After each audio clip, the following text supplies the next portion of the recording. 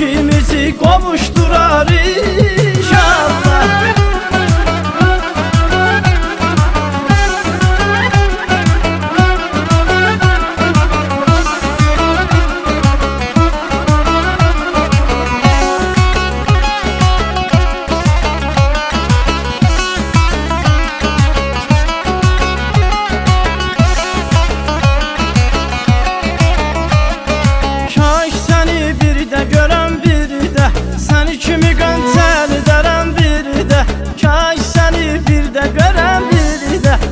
Kimi gönsel ederim bir de kurban olum yaradan, kurtar beni belada.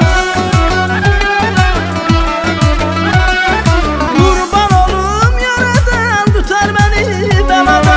Allah bizi kavuşturar inşallah, İkimizi barıştırar inşallah. Allah bizi barıştırar inşallah, İkimizi kavuşturar inşallah.